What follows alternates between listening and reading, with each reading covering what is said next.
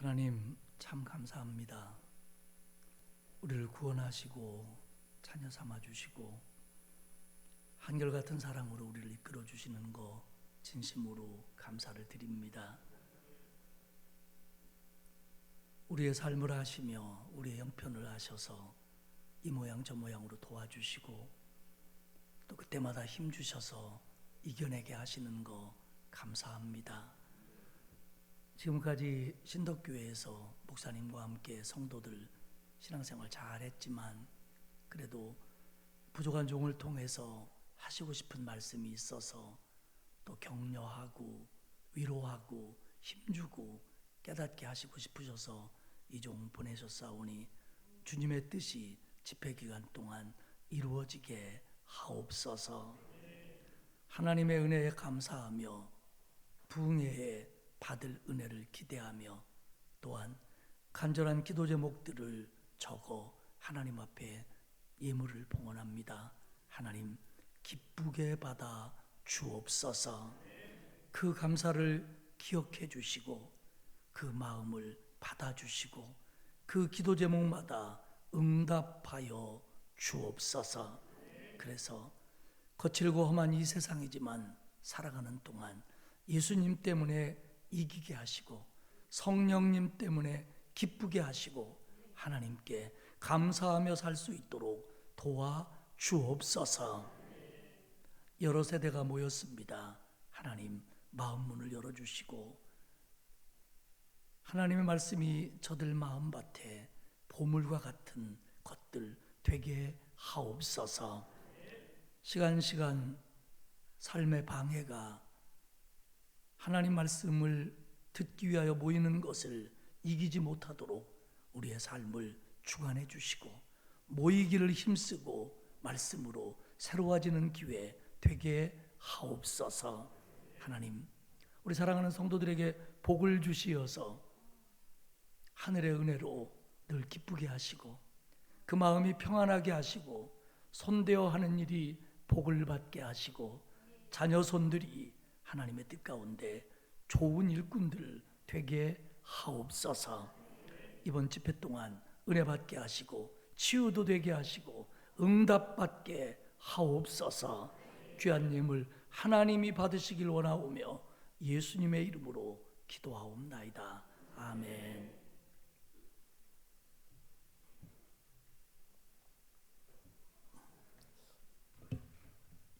남의 교회는 참 어설퍼요. 제가 그래서 지금 굉장히 지금 제가 당황하고 있어요. 왜냐하면 얼굴도 못 들잖아요. 아니 꼬맹이들까지 데려오려면 나한테 얘기를 좀 해주시던지 갑자기 이렇게 다 있으면 저들 어떡하라고요. 왜냐하면 이게 보물도 눈높이에 맞춰서 감추는 거고 찾는 재미가 있는 거거든요. 그래서 할아버지들 모인 데는 조금 구부러진 데다 놓고 또 아이들 보물찾기 하면 거기에 맞춰야 되는데 뭐 아까 보니까 뭐 우리 손자 같은 녀석도 한 놈 있고 그러는데 이거 지금 제가 설교를 어떻게 해야 될지 식은 땀이 나고 있어요. 예. 사실 작년에도 우리 목사님이 사실 제가 많이 부족한데 저를 좀 좋게 봐주셔가지고 부흥회 좀 맞았으면 좋겠다 그랬는데 영 시간이 안 맞았어요. 제가 굉장히 한가한 목사인데 목사님이 얘기만 하면 시간이 없어. 이상하게 그랬어요. 그래서 이번에도 다음 주에 왔으면 어떻겠냐 그러길래 다음 주에는 우리 교회에서 성결인대회를 하기 때문에 못 온다 그랬더니 이렇게 저렇게 조정해서 제가 오늘 오게 됐습니다. 저는 부흥회라고 하는 걸 이렇게 생각해요. 안 해도 되는데 하면 더 좋은 거라고 생각을 하고요. 첫 번째로 저는 부흥회는 거울을 보는 거라고 생각해요. 너무 바쁘게 살다 보니까 자신의 모습을 못 보는 경우가 많습니다. 뭐가 묻었는데 못 볼 때도 있고 또 수척해졌는데 모를 때도 있고 다른 때보다 훨씬 예뻐졌는데도 본인이 감잡지 못할 때도 있습니다. 그렇기 때문에 이 거울을 통해서 혹시 내게 더러운 부분이 있다면 또 살찐 부분이 있다면 멋있는 부분이 있다면 또 언밸런스한 부분이 있다면 이 거울을 보면서 좀 바로 잡아보고 또 폼도 잡아보고 닦아도 보고 하는 그런 기능이 부흥회라고 생각을 합니다. 두 번째로 부흥회는 저는 진단받는 거라고 생각을 해요. 거울은 겉만 보입니다. 우리가 병원에 가서 뭐 엑스레이라든지 초음파라든지 MRI 이런 거 찍잖아요. 그러면 평소에 내가 내 건강을 본다고 받고 내 피부색이나 이런 것들을 늘 관심 가졌다고 하지만 사실은 내가 못 본 부분이 있단 말이에요. 그런데 그 부분은 그런 복합적인 전문적인 기계, 기구, 촬영 등을 통해서 발견하게 됩니다. 정말로 그러네? 정말 나한테 이런 게 있었네? 이렇게 깨달아지는 거죠. 그래서 이번에 부흥회를 통해서 저와 여러분이 말씀으로 진단을 받고 그리고 치료 방법을 찾아보는, 그리고 한편으로는 진단받았더니 깨끗하대, 별거 아니래, 떼서 보냈더니 아무것도 아니래, 이런 확신을 좀 가질 수 있는 그런 시간이 되기를 축복합니다. 또한 부흥회는 저는 복습이라고 생각해요. 공부 잘하는 아이는 예습 복습을 잘 합니다. 근데 공부 못하는 아이는 할 게 없습니다. 그 공부 못하는 아이들의 특징이요, 내일이 시험 보잖아요. 그러면 오늘 저녁에 막 목욕하고 공부를 시작합니다. 근데 제일 먼저 그 아이들이 하는 게 뭔지 압니까? 서랍 정리입니다.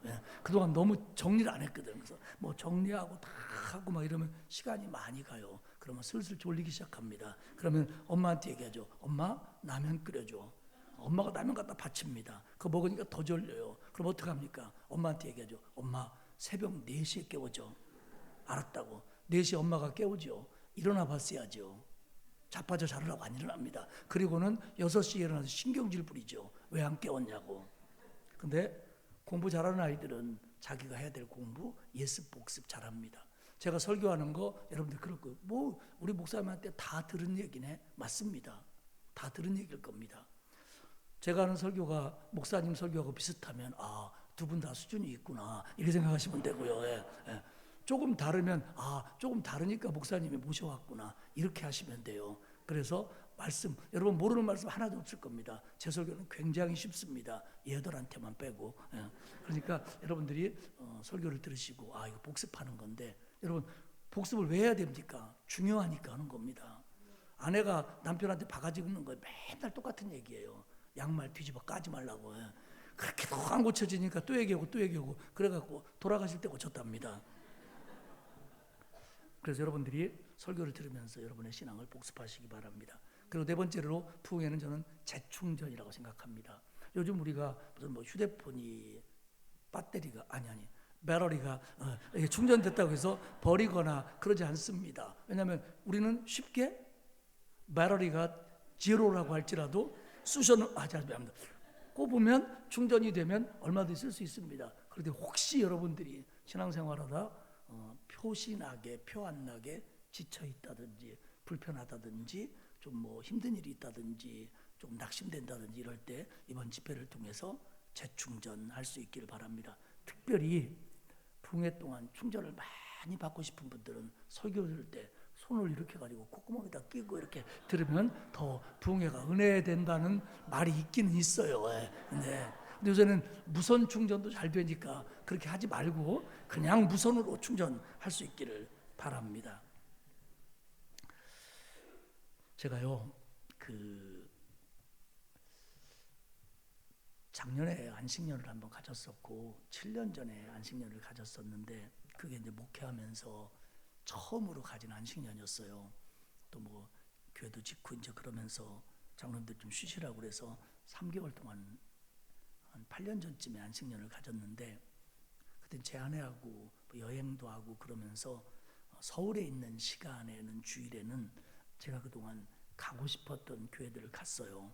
사랑의 교회, 온누리 교회, 순복음 교회, 일산 베델 교회, 대전 새로남 교회, 또 부산에 있는 어떤 교회, 심지어는 윤석전 목사님네 교회까지 가봤어요.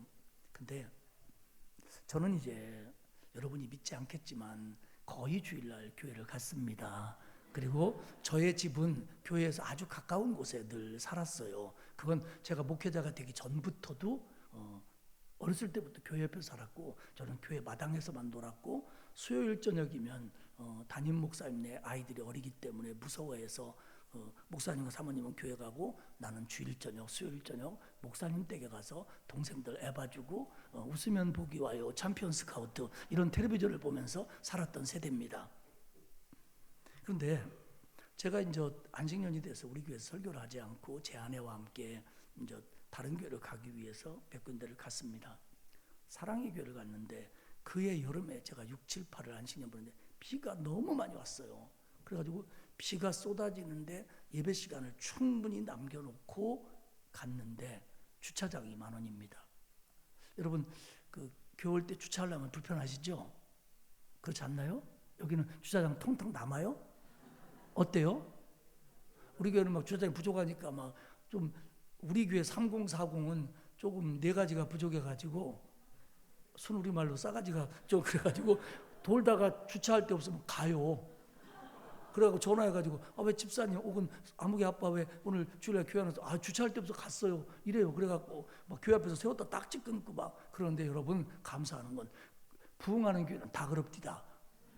사랑의 교회 갔는데요 주차할 데가 없는 거예요. 그래서 나보러 본당은 어림도 없고 저쪽에 있는 고등학교가 중학교 앞에 가서 거기로 주차하래요. 그래서 주차하러 갔는데 쓰래요. 한 대가 나와야 들어간대. 근데 예배 시간 10분 전에 어떤 놈이 나와요 거기서. 그래가지고 제 아내만 먼저 들어가라 그러고 저는 거기서 얼마를 기다렸는데 이 사람들이 강석교회 담임 목사가 온 줄 모르고 아무도 안 와. 누가 나와야 들어가는데. 그래가지고 얼마 있다 누가 나오는 거예요. 한 사람이 왜 나왔는지. 들어가서 주차하고 갔더니 예배에 25분을 늦었습니다. 내가 비가 얼마나 오는지 그 우산을 썼는데도 무릎까지 젖었어요. 제 아내가 어디 있나도 모르고요. 예배 드리고 나서 화장실 앞에서 만났어요. 그리고 온누리교회를 갔어요.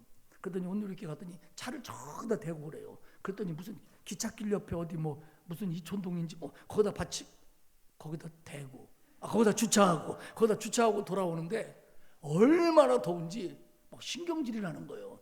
교회가 주차장을 있다고 세워놨다고 막 그러면서 약간 짜증 어리게 교회에 갔습니다. 그리고 순복음 교회를 갔더니 저쪽에다 갖다 놓고 저기 강 옆에다 갖다 놓고 그리고 셔틀 타고 오래요 나보러. 그때가 이걸 내리고 저 처음 왔는데요. 그랬더니 그 사람이 자기들이 새신자래. 그러더니 본당 밑으로 들어가라는 거예요. 내가 거짓말 안 했어요. 나는 새신자라고 말한 적도 없고 그냥 처음 왔다고만 그랬어요. 그랬더니 쥐들이 내가 새신자래. 내가 성령 충만한 사람인데.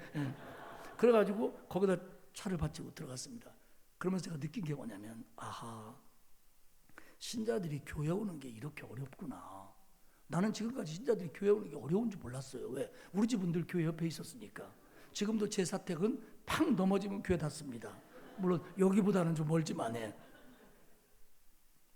그리고 교회 늦는 사람들은 믿음 없는 사람인 줄 알았어요. 근데 저는 안식년에 거의 믿음이 없습니다. 일찍 갔는데도 시간을 못 지키겠는 거예요. 상황을 모르니까. 그리고 예배 시간에 조는 사람은 나쁜 사람인 줄 알았거든요. 근데 그렇지 않습니다. 얼마나 전날 피곤했으면 교회 와서 졸았을까. 그러면서 교회 지각해도 뭐라고 안 해야지. 또 졸아도 뭐라고 안 해야지. 제가 결심을 했습니다. 그러면서 또 하나 결심한 게 있어요. 그런데 이렇게 어렵게 오는데 저렇게 비 맞고 오는데 저렇게 주차도 못해서 뱅뱅 돌다가 오는데 교회 안 가려고 뺀질거리는 신랑 데리고 안 일어나는 아들, 딸 깨워가지고 교회 제 시간에 오려면 그게 얼마나 어려운 일인데 저렇게 오는데 그냥 가면 은혜 받지 못하고 가면 힘 얻지 못하고 가면 가슴이 뛰지 못하고 돌아가면 이건 누가 책임져야 되나?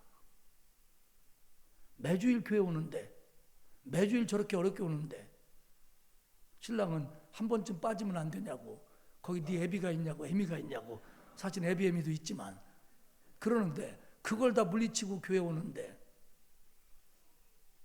가슴에 뜀 없이 정말 일주일을 이길 힘 없이 은혜 받지 못하고 치유되지 않고 그냥 돌아간다면 이건 누가 책임져야 될까?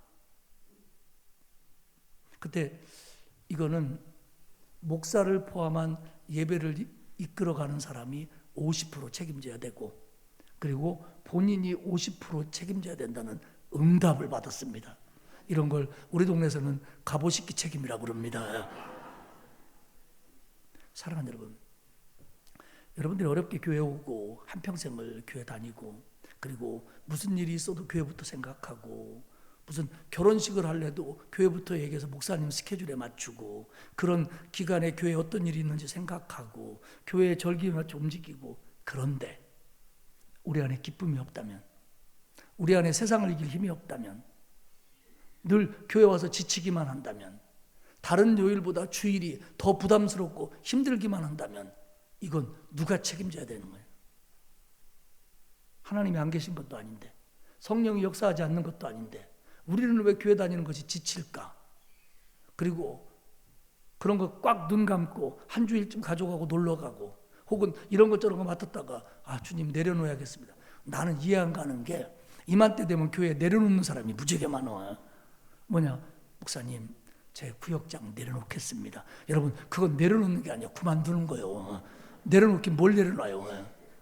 목사님 제가 이번부터 성가대를 내려놓겠습니다. 내려놓는 거 아니라니까. 그만두는 거라니까. 내려놓는 건 그런 게 아니에요. 근데 이맘때 되면 왜 이렇게 내려놓는 사람들이 많은지 몰라. 그 얘기는 뭐냐면 내려놓고 싶을 정도로 무겁다는 겁니다. 지쳐있다는 겁니다. 그러면 이 문제를 어떻게 할 거냐. 사실은 많은 교인들이 그래요. 목사들도 금요일이 되고 목요일이 되면 설교 준비에 지쳐가지고 주일만 지나가면 제가 한 번은요 주일날 2부 3부 설교를 하고 계단에 올라가는데 저도 모르게 이래서 그랬더니 부목사 그래요. 목사님도 저기 주일 예배 끝나면 후련하신가요? 그래서 엄마 그 영업 비밀 얘기하지 마 내가 그랬어요. 예. 여기서 새 힘을 얻지 못하면 그래서 일주일 동안 또 시달리고 그 시달림을 가지고 교회 왔다 또 시달리고 이게 반복된다면 어떡할 거냐는 거예요. 그래서 저는 굉장히 철이 없었던 목사지만 그 일을 경험하고 나서 좀 더 절실하게 깨달은 게 뭐냐면 어떻게든지 신자들이 교회 안에서 은혜 받고 가게 하자. 힘 얻고 가게 하자. 기쁨 얻고 가게 하자. 그리고 세상의 상처 같은 거 여기서 조금 치유되고 가자. 이걸 해야 교회다. 그리고 이거를 즐길 줄 알아야 성도다. 그래서 그런 교회를 만들어 가야 되고 모든 교회가 그렇게 돼야 된다. 이렇게 생각하고 있는 사람입니다. 그래서 저는 오늘 설교 제목을 힐링 캠프라고 정했습니다. 얼마 전까지 우리에게 회자되는 말 가운데 웰빙이라는 말이 있었습니다. 웰빙은 행복, 건강, 복지 뭐 이런 건데 근자에 와서 웰빙보다 더 사용되는 말이 힐링입니다.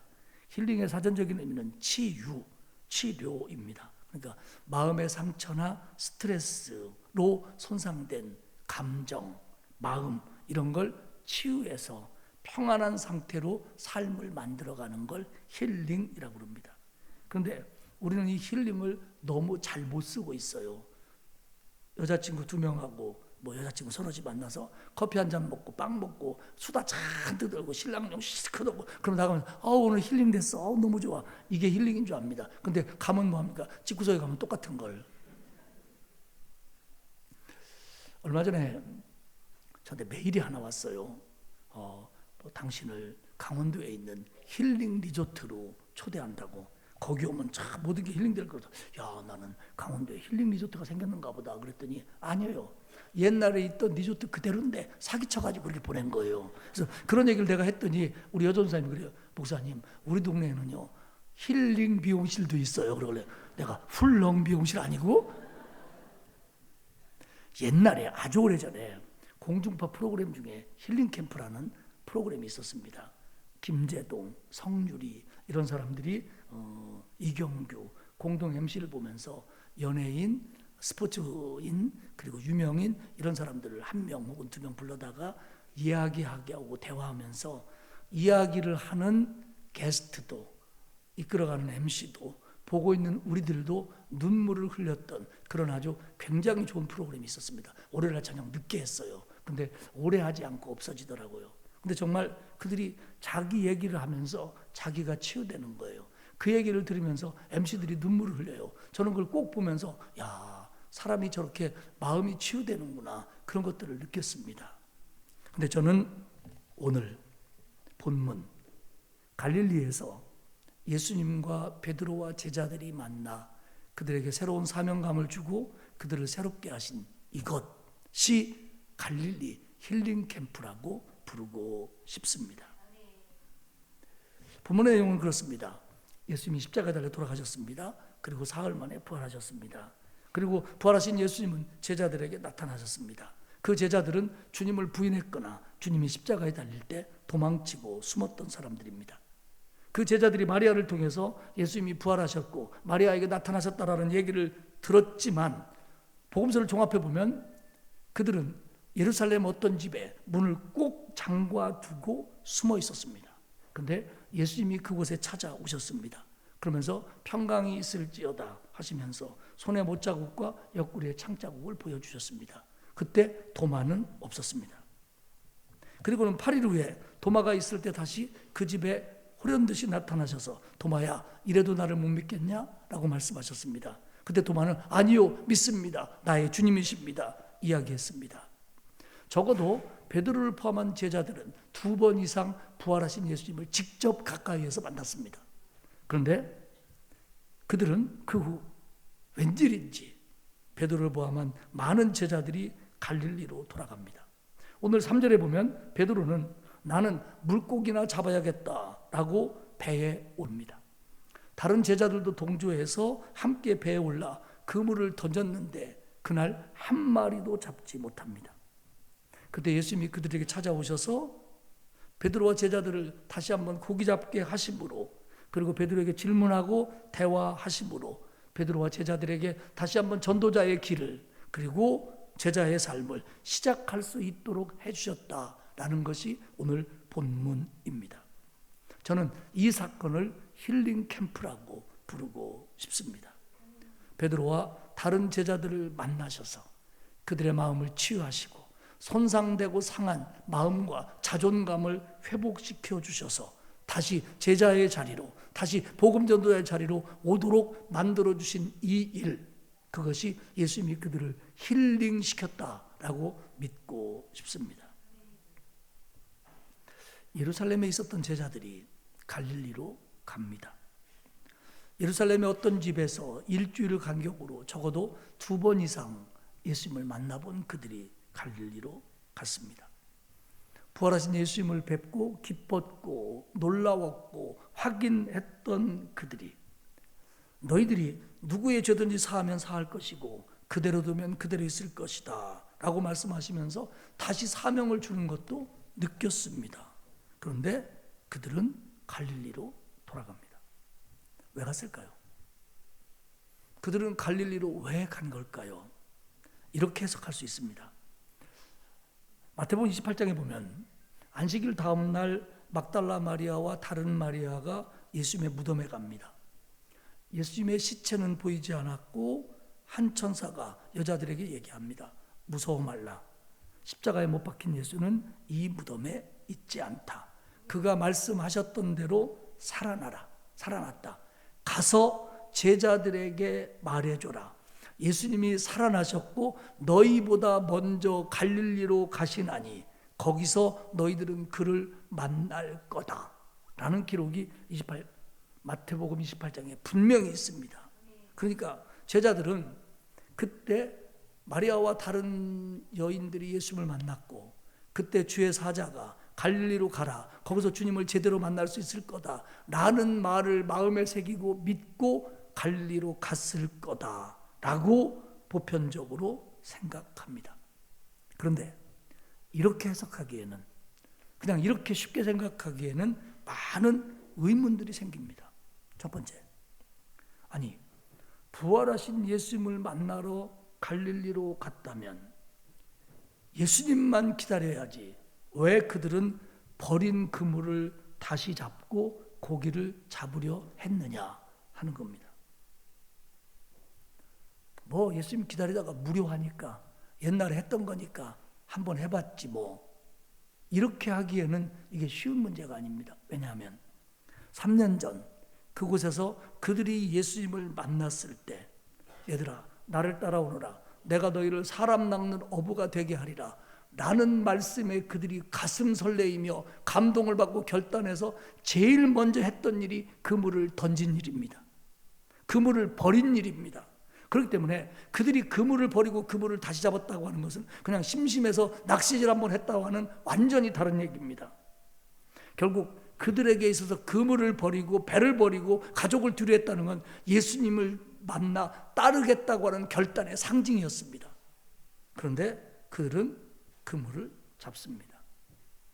성서학자들은 베드로와 다른 제자들이 여기서 다시 그물을 잡은 것에 대해서 이렇게 해석합니다. 그건 성질 급한 베드로가, 생각 없는 베드로가 즉흥적으로 벌린 일이다.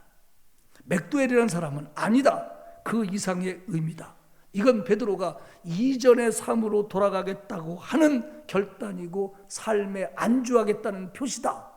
이렇게 맥두엘은 평가합니다. 그리고 어떤 사람은 베드로가 다시 그물을 잡았다는 건 명백한 예수님에 대한 배교 행위다. 이렇게까지 평가합니다. 결국 베드로는 갈릴리로 돌아가서 그물을 잡은 것을 볼 때 베드로의 마음속에 갈릴리에 가서 예수님을 만나야지라고만 하는 생각을 가지고 갈릴리로 가지 않았을 가능성이 많다라는 얘기입니다. 그리고 예수님을 만나러 갈릴리로 갔다면 베드로 승질해. 그리고 지금 이 제자들이 얼마나 지금 절박합니까? 예수님은 십자가에 달려 돌아가셨고 부활하셨는데 그게 뭔지 확실히도 잘 모르겠고, 그리고 예수님을 잡은 유대인들 해코지한 노마가 자기들한테도 어떤 해를 가할지도 모르고 그래서 예루살렘에서 문 잠그고 숨어 있었던 거 아닙니까? 그러면 예수님을 만나러 갈릴리로 왔다면 예수님 언제 오시지? 어디서 오시지? 아니 갈릴리 어서야, 어디서 만나야 되는 거야? 이러고 온통 모든 것이 예수님 만나는 일에 쏟아져 있어야 함에도 불구하고 그들은 4절에 보면 날이 뉘엿뉘엿 밝아갈 때 예수님이 갈릴리 호숫가에 오셔서 섰는데도 그들이 그분을 예수님인 줄 몰라봅니다. 알아보질 못합니다. 여기에서는 엠마오로 가는 두 제자에게 나타났던 예수님처럼 변형되거나 변모됐다는 사실이 전혀 없습니다. 5절에 보면 예수님이 그 호숫가 언덕 위에 서서 야 너네 고기 좀 잡았냐? 그러니까 그 사람들이 뭐라 그러냐면 없어요. 하나도 안 잡힙니다. 그랬더니 예수님이 그러면 좀 그물을 좀 배 오른편에 던져봐. 던졌어요. 그리고 잡히고 나니까 요한이 예수님이다. 그러니까 베드로가 뛰어나옵니다. 그러면 적어도 그들이 예수님만을 기다리러 갔다면, 예수님만을 만나러 갔다면 사람만 지나가면 예수님 아닌가? 예수님 언제 오시지? 이랬어야 맞는 거잖아요. 여러분들이 누군가를 만나러 공공장소에 간다거나 커피숍에 갔을 때 앉아있을 때 문만 열리면 김 집사 안 오네? 이 인간은 맨날 늦어. 그러면서 그러지 않겠습니까 여러분? 그러니까 결국 갈릴리 호숫가에 어떤 남자가 서서 이야기를 하는데도 그와 대화를 주고받으면서 예수님인 줄 몰랐다는 얘기는 그들이 예수님만 기다리러 갔다면, 예수님만 만나러 갔다면 저분 예수님 아닐까? 물안개가 올라오고 잘 안 보인다고도 가만히 있어봐. 키가 비슷하지 않아? 이랬어야 맞다는 거예요. 그런데 이들은 아무도 그렇게 하질 않았습니다. 도지라고 하는 주석학자는 이렇게 설명합니다. 아마도 제자들은 이 친절한 사내가 호수에서 밀려오는 고깃대를 보고 자기들에게 가르쳐 준 줄로 생각했을 것 같다. 이렇게 이 부분을 설명을 합니다. 주님인 줄 몰랐다는 얘기는 주님만 기다린 게 아니라는 말이 되고, 주님만 기다린 게 아니라면 주님을 만나러 갈릴리로 간 게 아니라는 말이 됩니다. 그러면 베드로와 제자들은 갈릴리에 왜 간 거예요? 주님을 만나러 간 게 아니라면 갈릴리로 왜 간 거냐는 거죠. 고향이니까요? 그렇죠. 고향이니까 갔죠. 그들은 굉장히 큰 죄책감에 사로잡혀 있었을 겁니다. 사실 예수님의 고난과 부활에 대해서 베드로는 깊은 이해가 없었습니다. 물론 주는 그리스도시요 살아계신 하나님의 아들이라고 고백했지만 그들은 예수님이 고난받는다고 그러니까 그런 일 절대로 안 생깁니다. 내가 그런 걸 보시면 가만 안 두겠습니다. 이러면서 손을 걷어붙인 사람이 베드로입니다. 그랬는데 조그만한 여자 앞에서도 예수님을 모른다고 3번이나 부인하고 십자가에서도 멀리 있었고 그랬던 자기가 예수님이 부활했다고 해서 그 앞에 정상적으로 설 수 있을까? 또 어쩌면 그들은 실패와 좌절에 빠져 있을지도 모릅니다. 그들이 기다렸던 메시아가 왔다라고 믿었고 그분이 예수님이라고 믿었고 3년간을 따라다녔는데 그분은 죽었습니다. 그리고 부활했지만 그게 무슨 의미인지도 잘 모르겠고 과연 지난 동안 3년 동안 따라다닌 것이 잘 따라다닌 건지 내 인생을 거기다 투자한 건지 제대로 투자한 건지 아닌 것 같다는 마음, 절망감, 실패감 사로잡혔을 겁니다. 결국 지금 베드로의 심정은 상처투성입니다. 예수님이 부활하신 것이 진짜고 제대로라면 내가 과연 그 앞에 설 수 있을까 하는 죄책감. 저분이 살아났다는 게 과연 정말 메시아라면 나는 앞으로 어떻게 해야 되는 건가? 내가 저분을 따를 수 없다면 지난 3년간 나는 뭐 한 건가? 이게 과연 내 인생에서 바른 선택이었는가? 나는 이게 뭐지? 그리고 왜 오늘따라 왜 이렇게 계기도 안 잡혀? 여러분, 결국 이런 좌절감, 죄책감, 절망감, 후회 이런 모든 마음이 족합적으로 합쳐져서 나타났던 말이 뭐냐면 에이, 나는 고기나 잡으러 갈 거야. 이겁니다. 해라. 몰라. 나는 물고기나 잡을 거야. 이겁니다. 그것이 해결책인지 아닌 줄 알면서도 지금 너무 가슴이 힘드니까 이 죄책감, 이 무능함, 무너진 자존감 그리고 이 실패감, 절망감 이런 것들이 합쳐지니까 어디론가 달려나가야겠는데 갈 데가 없으니까 나는 물고기나 잡아야겠다. 그거 잡혀봤자 아무것도 아니지만 그날따라 잡히지도 않네요. 도대체 이게 뭘까? 내 인생은 왜 이렇게 꼬여만 갈까? 그때 주님이 그 바닷가에 베드로를 찾아오신 겁니다. 베드로를 치유하시려고. 베드로를 제자리에다 갖다 놓으시려고. 사랑하는 여러분, 예수 그리스도는 우리를 살리시는 구원자이심을 믿으시기를 축복합니다. 예수 그리스도는 우리를 치료하는 치유자이십니다. 예수님은 우리를 회복시켜 주시는 주님이시라는 걸 믿으시기를 축복합니다. 근데 예수님은 왔다고 치유되는 건 아니잖아요. 예수님이 이제 베드로와 이야기를 시작하십니다. 사랑하는 여러분, 여러분들이 교회 다니면서 상처받기도 하고 실족하기도 하고 아닌 게배 이런 생각이 들기도 하고 왜 나는 그렇게 없는 돈에 11조하고 열심히 하고 하는데 우리 집은 이렇고 우리 자식은 이렇고 쟤는 저게 권사된 지 얼마 되지도 않았고 교회도 그냥 빼먹기 일삼듯이 하고 내가 봐도 11조도 건너뛰고 무슨 11조가 징검다리요 건너뛰게 그러는데도 잘 풀려가는데 나는 이게 뭐야 이런 마음이 우리도 들 때 있지 않습니까? 내 평생 예수 믿고 교회 다녔는데 내가 과연 인생을 잘 살았다고 얘기할 수 있을까? 이게 축복이라고 말할 수 있을까? 그럴 수 있지 않습니까? 그때 여러분 다른 곳에서 회복되지 않습니다. 주님은 베드로를 힐링시키는데 치료시키는데 대화부터 시작하십니다.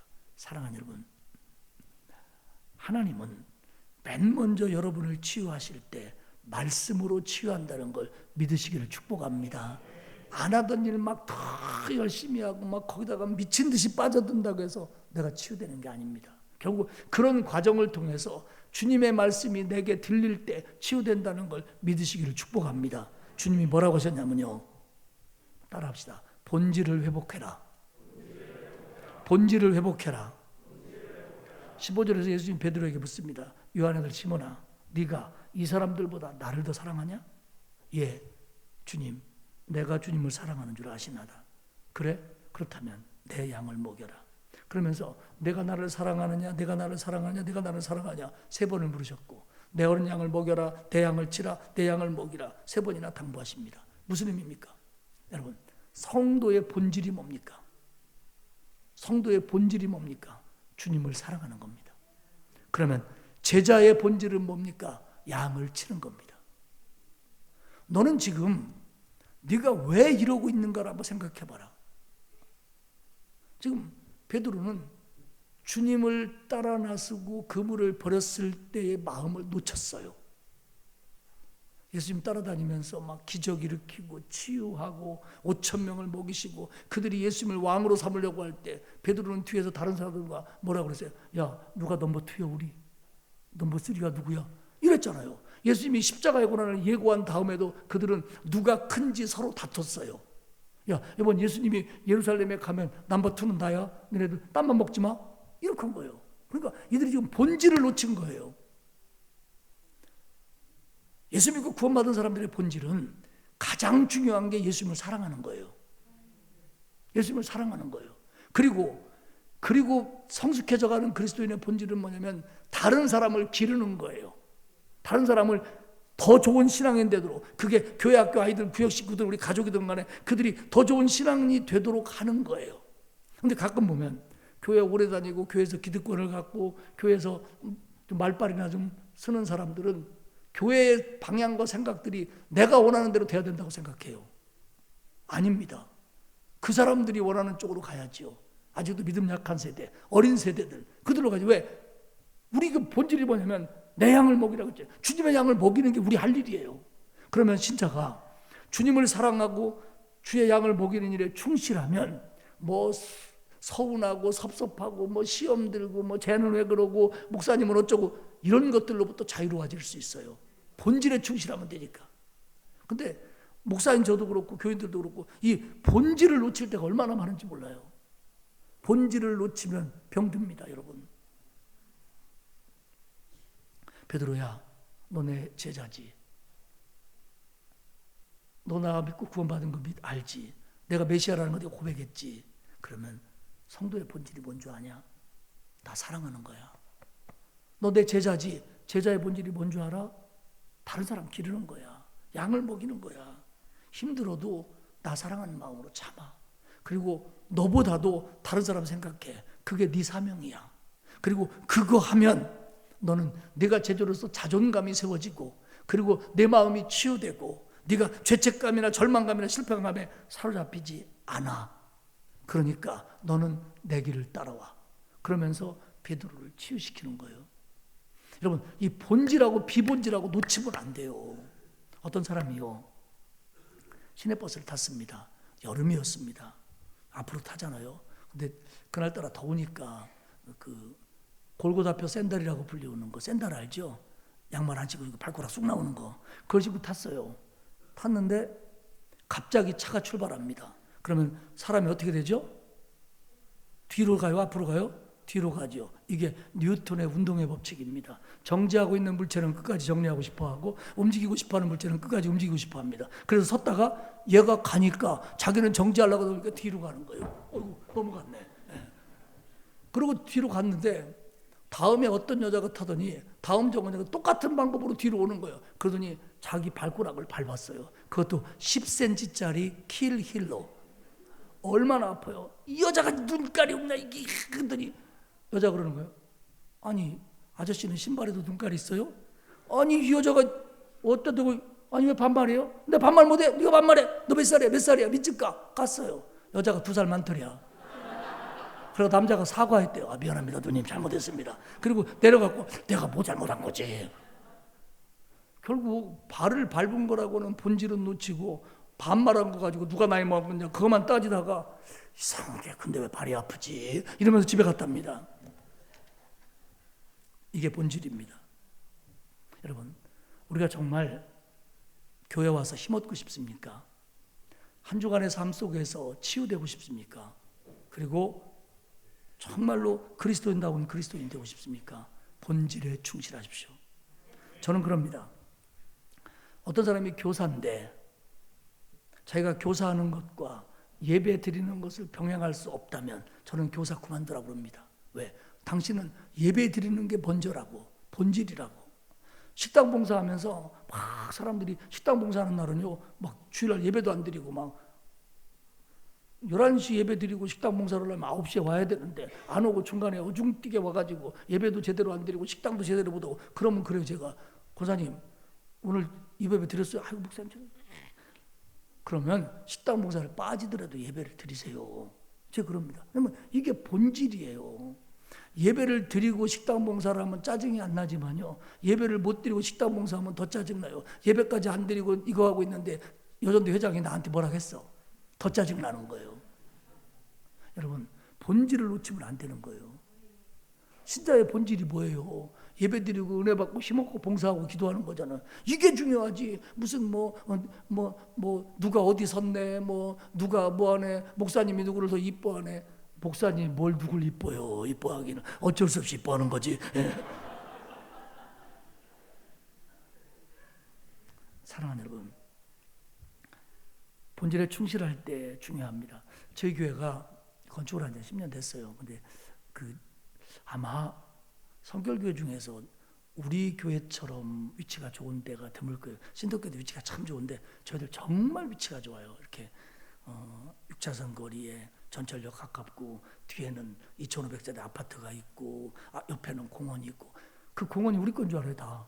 네, 우리 거 아닌데 우리 애들 공과할 때 그 공원에 가서 하고 막 그러거든요. 근데 그걸 짓는데 장로들이 건축회의들 짓는데 막 자기들끼리 의견 안 맞으면 나한테 와서 그래요. 목사님, 소변기가 이쪽에 있고 대변기가 이쪽에 있어야 되는데 위원장이 이렇게 생각한대요. 내가 가보니까 거기 있어도 그만, 거기 있어도 그만이야. 그냥 할 수만 있으면 되지. 왼쪽 있으면 또 오른쪽 있으면 돼. 그리고 한 번은요, 그 브라인드인지 버티컬인지 뭔지를 하는데 한쪽에서는 계란색으로 해야 된다고 그러고 한쪽으로는 미색으로 해야 된다고 그러는데 나는 미색과 계란색이 뭐가 차이는지도 모르겠고 그래가지고 아무거나 하라고 그랬어요. 근데요, 이 사람들은 자기가 원하는 색인 줄 알고 있고 저 사람들은 자기가 원하는 색인 줄 알고 그렇게 색이 안 달라요. 그런데 그거 가지고 일주일 못 결정하고 있고 내가 그랬죠. 알았다고 내가 알아서 하겠다고. 그래서 업자보러 아무거나 깔으라고 그랬어요. 아니 햇빛만 가리면 되지 색깔이 무슨 상관이 있어요. 우리는 이런 거 가지고 교회에서 본질을 높이고 상처를 받네, 목사가 누구 편을 들었네, 장로님 미색으로 하라고 그랬네, 이렇게 된다고요. 그러면 정말로 우리가 하나님의 일을 하는데 힘 빠져요. 한번 다시 따라합시다. 본질에 충실하라. 본질에 충실할 때 비본질에서 온 상처들은 치유됩니다. 본질에 성실할 때 비본질 때문에 놓쳤던 많은 것들이 새로워집니다. 두 번째는 한 번 더 따라할까요? 너의 생각보다 하나님의 뜻을 소중히 여겨라. 여러분 생각해 보세요. 내 생각만 앞세우면, 내 생각대로 안 되면 내가 상처받습니다. 여러분 우리가 속상하고 상처받고 실망하는 게 왜 그렇습니까? 내 생각대로 안 될 때 그래요.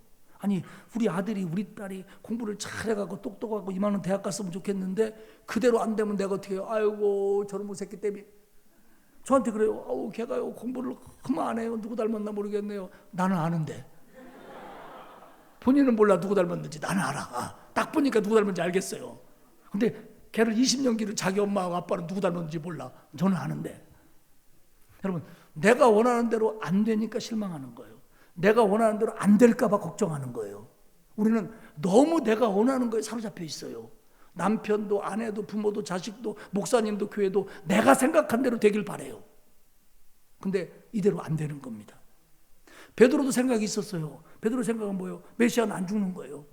여러분 예수님 당시에 많은 사람들이 메시아를 그렇게 기다렸는데도 주님을 영접하지 않은 게 뭐냐면 자기들이 기다리는 메시아는 이런 메시아가 아니라는 거예요. 적어도 이것저것 물리치고 옛날 다윗의 왕국을 만들어주고 우리를 좀 살만하게 만들어줄 뿐 그 사람이 메시아예요. 근데 예수님은 딱 봐도 아니야. 수염만 잔뜩 길렀지. 아니야. 그러니까 이런 메시아는 우리에게 사실은 그들은 예수님을 메시아로 안 믿은 게 아니라 예수님이 메시아가 아니길 바랬어요. 왜? 그런 메시아는 필요 없다는 겁니다. 그럼 베드로가 생각한 메시아가 뭐예요? 죽는 메시아 아닙니다. 지는 메시아는 없어요. 다윗의 왕국이 어떻게 집니까? 그리고 고난받는 메시아? 있을 수 없어요. 그리고 자기 생각은 뭐예요? 예수님이 딱 잡고 자기가 2인자 돼야 돼요. 넘버 2. 근데 이대로 안 되니까 베드로는 실망하는 거예요.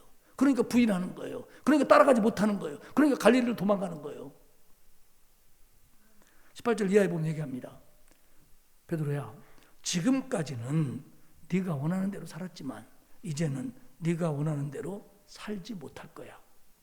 그 얘기를 들은 요한이 19절에 기록하기를 이는 베드로가 순교로 하나님께 영광을 돌릴 것을 예고한 거다. 이렇게 적고 있습니다. 그러니까 그 얘기가 베드로가 듣기에도 요한이 듣기에도 아 베드로가 순교해서 죽는다는 말이구나 이렇게 알아들었다는 거예요. 네가 원하는 대로 되고 싶지? 네가 원하는 대로 살고 싶지. 심지어는 나도 네가 원하는 대로 됐으면 좋겠지. 근데 베드로야, 너 내가 얘기한다. 너 네가 살고 싶은 대로 못 살아. 너 죽는 것도 네가 원하는 방법으로 죽지 않을 거야. 예수님이 이렇게 얘기하셨어요. 사랑하는 여러분, 내 마음대로 되는 게 어디 있습니까? 물질도, 건강도, 사람도, 자식도, 남편도, 아내도, 나도, 너도 내 마음대로 되는 거. 나도 내 마음대로 안 되는데, 어떻게 다른 사람이 내 마음대로 됩니까? 이런 일도 내 마음대로 안 되는데 그 큰 일이 어떻게 내 마음대로 됩니까? 근데 우리는 내 마음대로 되기를 원해요. 그리고 하나님한테 협박해요. 하나님 40일 시간 주겠습니다. 이게 뭐냐면 좋게 얘기하면 40일 작전 기도라고 불러요. 이걸. 하나님 40일 시간 줄 테니까 끝냅시다. 또 제가 또 40일 기도 반대한 사람이라고 얘기하면 안 돼요. 그런 뜻 아니에요. 하나님의 뜻을 구하지도 않고 내 생각대로 못 박아놓고 여기 도장 찍는 시간 타임 리미트 40시간, 40일 이렇게 정해버리는 거예요. 그리고는 그거 안 되면 응답을 안 했네, 하나님이 멀리 가셨네, 외출하셨네, 떠나셨네 이렇게 생각한다는 거죠. 사랑하는 여러분, 베드로는 여기서 깨닫습니다. 정말 내가 내 생각에 사로잡혔구나. 그래서 그는 주님이 원하는 대로 남은 생애를 살고 주님이 원하는 대로 죽습니다. 그는 절망하지 않았고 자존감이 상한 적도 없고 그리고 실망감에 젖어들지도 않고 그 길을 가는 거예요. 세 번째, 따라합시다. 경쟁하지 말아라. 비교하지 말아라. 사랑하는 여러분, 다른 사람은 내 경쟁 대상 아닙니다. 비교 대상 아닙니다. 사랑의 대상입니다. 물론 경쟁해야 될 때도 있습니다. 다른 박질할 때 경쟁해야 되고 시험 볼 때 경쟁해야 됩니다. 그러나 살다 보면 경쟁할 때도 있지만 근본적으로는 아니라는 얘기입니다. 예수님이요, 베드로에게 너 이제 죽는 것도 네 맘대로 안 돼. 순교할 거야 라고 얘기하니까 베드로가 이렇게 얘기했어요. 얘는요, 내가 만든 말 아니에요, 여러분. 21절에 보면 뭐라 하냐면 문자 써가면서 아주 점잖은 게, 이 사람 요한은 어떻게 됩니까? 근데 이게 뭐예요? 예수님 나는 순교해요? 얘는요? 거기서도 요한하고 비교하고 있어요. 이게 천국가 확인 좀 해보려고 그러는데 둘이 사이가 굉장히 안 좋았어. 그러니까요, 예수님 뭐라고 하냐면, 야, 내가 다시 올 때까지 걔 살려두는 게 너하고 무슨 상관이냐? 이렇게 얘기합니다. 내가 다시 올 때까지 그를 살게 한다고 해도 내게 무슨 상관이냐? 그러니까 저는 이게 베드로의 질투와 경쟁의식이라고 봐요. 근데 아니라고 해석하는 사람도 있는데 나는 예수님의 대답이 너무 시니컬해. 그게 만약에 베드로의 경쟁의식이 나오지 않았더라면 베드로야, 요한은 아마 조금 더 살 거야 이러면 달랬을 텐데, 엠마 걔가 죽거나 말거나 네가 무슨 상관이요? 예수님 이렇게 얘기하신단 말이에요 지금. 그러니까 베드로의 마음속에 아직도 이게 강한 거예요. 넘버 2, 넘버 3.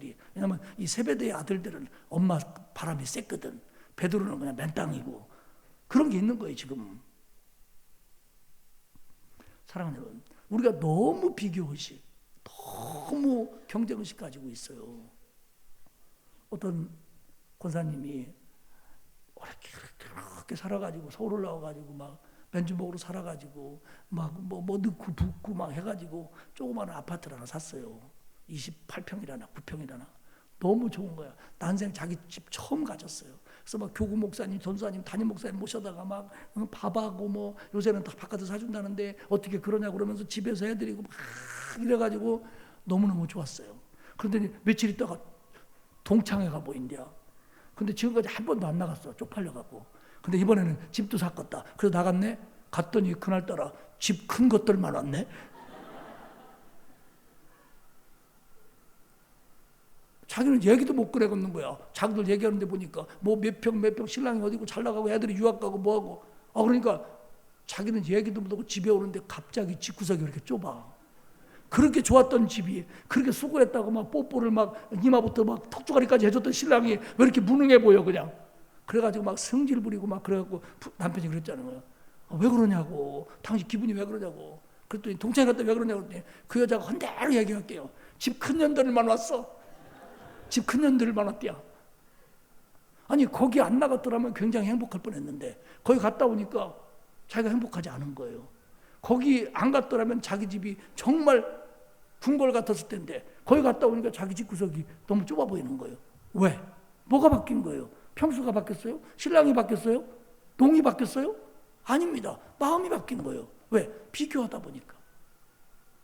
교회에서요, 같이 서로 기도해주고 손잡고 일해도 이게 어려운데, 점점 어려워지는데, 몇 명이 모여서 일하고 뭐 복하고 애들 가르치고 노래하고 얼마나 어려운데, 거기서 서로 질투하고 시기하고 네가 잘났네 제가 잘났네, 뭐 쟤는 목사님이 이뻐네 쟤는 뭐 장로님들하고 어쩌고. 여러분 교회, 우리 교회 여기는 안 그렇게 돼. 이러면 교회 다니기 얼마나 피곤해요. 어떤 여전도 회장이요, 집에 갔더니요, 주일날 오예배 드리고, 우리는 오예배 있어요. 오예배 2시면 3시에 끝나고 뭐 성가에서 보고 그러고 이제 한 4시쯤 갔대요. 그랬더니 딸이 다 큰 것이 그러더래요. 엄마 라면 좀 끓여줘. 그랬더니 네가 끓였지. 엄마 왜 그래? 엄마 우리 교회 갔더니 죽겠다.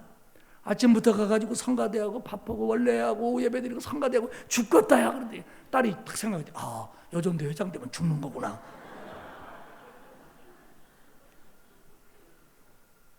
여러분, 저기 남편이 신앙 없고 애들이 믿음 약하면요, 억지로 해도 교회 와서 기분 나빠져도 집에 가서 막 웃어야 돼요. 우리 장로님 기도하셨네. 우리 삶이 전도의 현장이라고 생각해갖고, 극한 직업에 우리가. 그래가지고 거기 가서, 여러분 교회 오면 맨날 기분 좋습니까? 목사님 설교가 뭐 어떤 사람은 또 그러대요. 우리 목사님 설교는 꼭 나 들으라고 해요. 기분 나빠. 여러분, 너 들으라고 하면 얼마나 기분 좋아요. 그럼 목사님 설교가 피아노 들으라고 합니까? 그리고 나하고 아무 상관없는 설교하면 이 교회 다니면 안 되지. 그럼 나한테 오는 얘기해야 돼요. 근데 나 들으라고 한대. 그러면 여러분, 쪽집게 과외가 뭐예요? 너 들으라고 하는 거 아니야. 얘한테 수준 맞춰 오는 거 아니야. 여러분, 1대1로 왜 과외를 합니까? 자기에게 맞춰서니까 그런 거 아니에요. 근데 우리 교회 이렇게 신자가 많은데 목사님이 나 들으라고 했으면 빵 사드려야지. 그래요, 안 그래요? 아멘 한 분만 빵 많이 먹기 바랍니다. 그렇잖아요, 여러분. 생각해 보세요. 그리고 교회 와서 뭐 예수 믿으면 구원받고 행복이고 천국이라며. 근데 엄마는 왜 교회만 갔다 오면 지옥이요? 우리 장로님 된 분이 있는데요, 장로님 된 분이 나한테 고백하더라고요. 자기들 교회 오다가 장로 되게 부부싸움에서 돌아간 적이 한두 번이 아니래요. 운전하고 가다가. 그 집은 꼭 여자가 운전해요. 그럼 둘이 운전 오다가 싸워가지고요, 파킹하다 간 적도 있대. 내가 그거 알았으면 장로 절대로 추천 안 했을 텐데 몰랐어요. 사랑하는 여러분, 기도는 내가 더 많이 하는 것 같은데 이 사람이 복을 더 받는 것 같다면 감사해야죠. 하나님, 저 인간은 기도도 조금 했는데 복 주시는 하나님, 참 하나님 좋으신 분이래요. 감사합니다. 이래야 맞잖아요. 우리 아들은 그렇게 공부 열심히 했는데 또 떨어졌는데 저 집 아들은 맨날 노는 것 같은데 이번에 붙었대요. 이게 어떻게 된 일입니까? 잘 됐지 뭐, 그 집에 재수 안 하면 헌금 많이 할 거 아니요. 이렇게 생각해야죠. 이게 쉬운 것 같고 웃을 일 같아도 그렇지 않아요. 우리가 이런 것들이 쌓여지고 이런 것들이 풀어지지 않아서 설교를 들어도 와닿지 않고 헌신을 해도 열매가 없고 뭐 여러 가지 하면서 웃는 척하지만 마음에 진짜 기쁨이 없는 거예요. 본질을 놓치니까. 내 뜻대로 안 된다고 너무 섭섭해하니까. 그리고 남과 자꾸 경쟁적으로만 사람들을 보니까. 사랑하는 여러분, 나이를 먹으면서 보니까 젊었을 때 소중하지 않게 여겼던 것들이 소중해지는 게 참 많더라고요. 근데 제가 이제 이런 얘기들을 이제 흐름에 가면서 말씀을 드릴 거예요. 근데 신앙은 현실입니다. 그리고 교회 생활은 더 현실이에요. 이건 구름 잡는 거 아니에요. 무슨 뭐 구원받고 천국 가니까 여기는 다 행복하고 좋겠지? 절대 안 그래요. 산 위에서 예수님의 얼굴이 변하고 옷이 빛나서 광채가 있고 모세와 엘리야가 튀어나와 있고 구름 속에서 하나님의 음성이 들린 그런 황홀경을 경험하고 내려왔는데 산 아래에는 간질 걸린 아들을 데렸고 울부짖는 애비의 울음소리가, 그 모습이 처음으로 가장 먼저 그들에게 와닿았어요. 이게 우리의 현실이에요.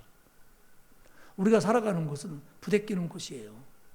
우리가 살아가는 것은 실패, 갈등, 눈물, 아픔, 싸움, 이런 것이 넘쳐나는 곳이에요.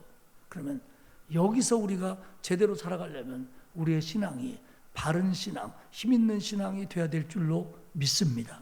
그런데 그런 내가 여기가 고장나 있으면, 그래서 절망감, 실패감, 죄책감, 기대 없음, 될 대로 되라, 마지못해 교회감, 이런 걸로 가득 차 있다면 이런 것들은 치유돼야 된다는 거예요. 그리고 이거 여러분 병원 가면, 자 이번에 약 잘 드시고 6개월에 오세요, 이런 분이 있고요. 어떤 분은 1개월 뒤에 배웁시다, 그런 분이 있고요. 아이고 저기 당신은 좀 집중 관찰해야 되니까 다음 주에 한번 더 오세요, 그러잖아요. 여러분들은 상태가 별로 안 좋아서 매주일 와야 돼요. 네. 상태가 좋은 사람은 3개월에 교회 한 번 와도 돼. 네. 우리는 별로 상태들이 안 좋아. 그래갖고 최소한 일주일에 한 번 와갖고 집중 치료를 받아야 돼요. 하루 종일. 그래서 예배드리고 헌신하고 밥 먹고 교제하고 이렇게 치료받아야 돼요. 그래갖고 이 약발로 일주일을 사는 거야. 그럼 약이 떨어질 때 되면 다시 꽂으러 와야 돼요. 그게 뭐냐면 주일이에요, 여러분. 이렇게 생각하셔야 돼요. 이거 현실이에요. 여러분 한 달만 교회 안 다녀봐요. 교회 안 다니고 살 것 같처럼 생각되지. 요즘에 코로나 이후에, 옛날에 우리 시골에서 다 그랬어요. 어디가? 예배 보러 가? 그랬더니 정말 요새 예배 보는 사람이 그렇게 많아요. 디다만 봐요 이러고 집에서 누워가지고. 말씀을 정리하겠습니다. 사랑하는 여러분, 저와 여러분들이 정말 여기가 성령이 자리 잡고 신앙이 살아 숨쉬는 여기가 치유되기를 축복합니다. 아니, 여기가 건강하기를 축복합니다. 그러기 위해서는 주님과 대화를 통해서, 주님과 관계될 동을 통해서 여기가 늘 새로워져야 돼요. 그래서 본질에 충실하길 바랍니다. 그리고 내 생각대로 되길 바라지 말고 주님의 말씀에 먼저 순종하십시오. 변화산에 들렸던 음성이 뭐죠? 이는 내 사랑하는 아들이요 내 기뻐하는 자라, 너희는 그의 말을 들으라. 니네 헷갈리지? 메시아인지 아닌지 헷갈리지? 고난 부활 이해 못하겠지? 시키는 대로 해. 그의 말을 들으랍니다. 이겁니다, 여러분. 그러니까 우리가 주님의 말씀을 기준 잡아야지 내 생각이 기준이 되면 안 돼요. 그래서 그것으로 치유하고, 다른 사람은 비교 대상이 아니라 사랑함으로써 서로 치유받고, 그러면서 우리의 여기가 힐링되고 늘 환하고 늘 감사하고 늘 충만한 저와 여러분이 되시기를 축복합니다. 기도합시다.